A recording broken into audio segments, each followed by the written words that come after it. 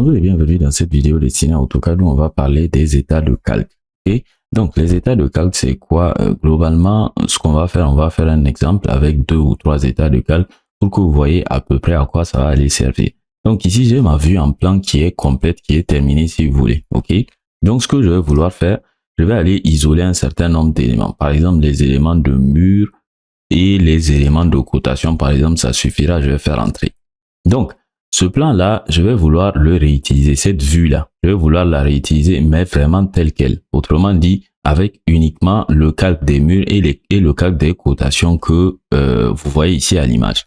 Donc, ce que je vais faire, je vais tout simplement dire à AutoCAD d'aller m'enregistrer cet état-là. Autrement dit, d'aller m'enregistrer cet état de calque-là.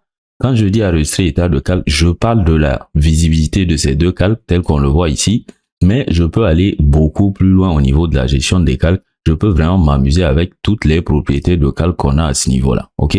Donc, ce que je vais faire, attention, ce que je vais faire, je vais aller ici au niveau de calque, je vais épingler tout ça. Et vous voyez qu'on a un état de calque qui est non enregistré. En fait, il s'agit tout simplement de l'état du calque actuel sur lequel je suis, qui contient uniquement, si vous voulez, les éléments de mur et de cotation. Ce que je vais faire, je vais dérouler ici et je vais appeler par exemple implantation, ok, pourquoi pas, et je vais aller valider ça, ok. Donc ce que je vais faire, je vais rétablir tous les autres éléments. Cette fois-ci, le plan qui, l'état de calque que je veux, je vais faire un plan de pièces, ok, donc quelque chose qui va ressembler à un plan de pièces. Donc je veux les portes, pas les portes, mais je veux les éléments de mur, je veux, bon, pourquoi pas les portes et les fenêtres, on va les garder comme ça.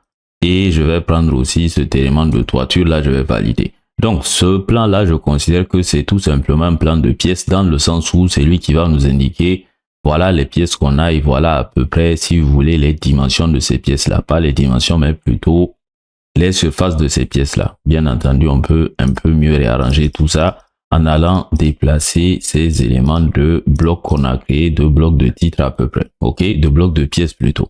Donc, je vais faire la même chose, je vais aller l'enregistrer, nouveau état de calque, je vais l'appeler par exemple pièce tout simplement, je vais pas m'embêter, je fais entrer. Donc là, je vais aller rétablir tout. Donc, ces états de calque tels que vous le voyez, après les avoir enregistrés, je peux les utiliser n'importe où à l'intérieur d'AutoCAD. Si je veux revenir à mon plan d'implantation, je reviens là, je déroule et je dis à AutoCAD que je veux les implantations, boum, tel que vous le voyez ici. AutoCAD va gentiment aller me sortir l'état de calque que j'ai appelé implantation. Lorsque je vais aller au niveau des pièces, ça sera la même chose. Vous imaginez que cette façon de gérer les calques là, elle est très intéressante surtout lorsqu'on va combiner notre projet aux présentations qu'on va aller faire par la suite. Donc, vous voyez ici que lorsque je viens aux présentations, compte tenu du fait que je suis sur l'état de calque que j'ai appelé pièce, vous voyez que j'ai cet état de calque là, ou en tout cas, cette présentation là avec l'état de calque en question que je pourrais aller rapidement imprimer. Donc, cet état de calque là, on peut aussi bien entendu le combiner avec d'autres propriétés avancées sur AutoCAD comme les propriétés de filtre de calque pour pouvoir exploiter vraiment de façon optimale la gestion de nos calques sur AutoCAD. Si l'apprentissage d'AutoCAD vous intéresse, si vous débutez ou si vous avez une expérience et que vous voulez parfaire votre apprentissage ou en tout cas votre utilisation du logiciel, sachez qu'on a des formations sur notre site internet buildingenieurie.com. Je vais dans tous les cas vous envoyer les liens de ces formations dans la description de cette vidéo-là. Donc, en espérant que cette vidéo vous a été utile sur les états de calque, donc on va s'arrêter là et on se donne rendez-vous pour la suite de nos vidéos ou de nos tutoriels sur notre chaîne YouTube Build Ingénierie.